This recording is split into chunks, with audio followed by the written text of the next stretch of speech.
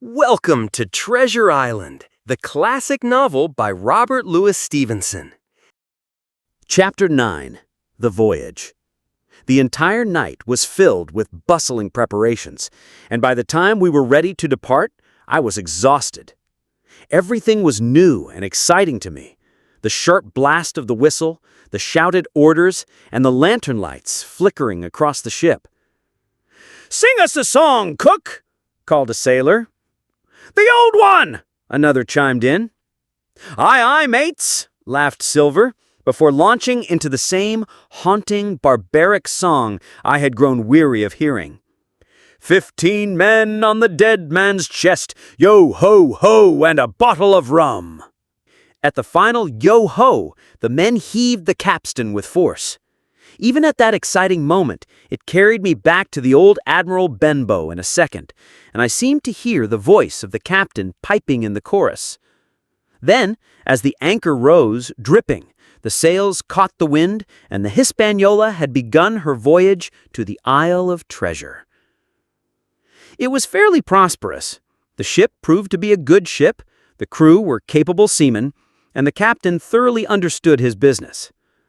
But before we came the length of Treasure Island, 2 or 3 things had happened which required to be known. Mr. Arrow, first of all, turned out even worse than the captain had feared. He had no command among the men, and worse still, he was constantly drunk. Despite being watched closely, he always seemed to find drink. One stormy night, he disappeared overboard.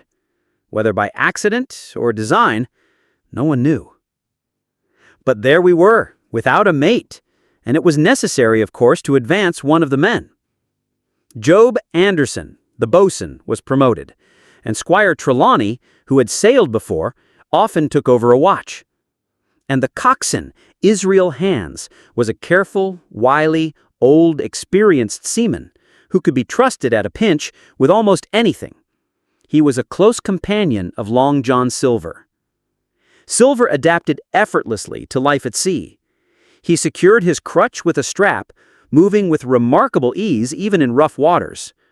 All the crew respected and even obeyed him. He had a way of talking to each and doing everybody some particular service. To me, he was unweariedly kind, and always glad to see me in the galley, which he kept as clean as a new pin, the dishes hanging up burnished, and his parrot in a cage in one corner. "Come away, Hawkins," he would say. "Come and have a yarn with John. Sit you down and hear the news. Here's Captain Flint. I calls my parrot Captain Flint after the famous buccaneer. Here's Captain Flint predicting success to our voyage. Wasn't you, Captain?" The parrot shrieked, flapping its wings. "Pieces of 8! Pieces of 8!" Silver laughed, tossing the bird a lump of sugar. "Would you listen to that? This old bird saw more treasure than any of us. He learned that phrase while the crew was dividing loot." As the parrot pecked at its treat, it screeched out curses in the foulest language. Silver shook his head and sighed. "The things this innocent creature has heard makes my blood run cold. God help us all." And with that, he solemnly crossed himself, making him look like the most pious man alive. In the meantime, the squire and Captain Smollett were still on pretty distant terms with one another. The squire indulged the crew, treating them generously.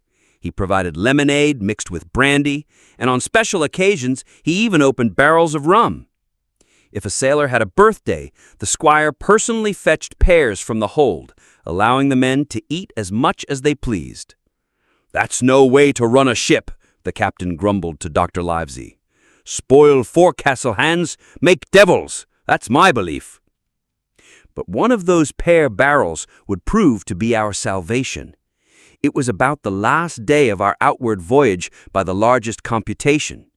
Sometime that night, or latest before noon of the morrow, we should sight the Treasure Island. Now, just after sundown, when all my work was over and I was on my way to my berth, it occurred to me that I should like an apple.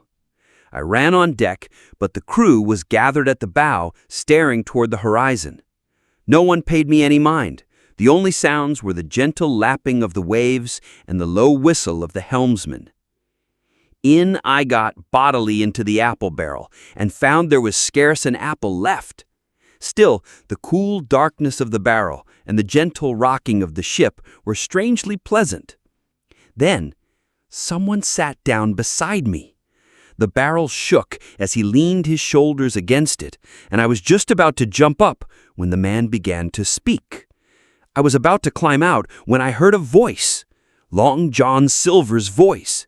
It was Silver's voice, but laying there, trembling and listening, in the extreme of fear and curiosity, understood that the lives of all the honest men aboard depended upon me alone.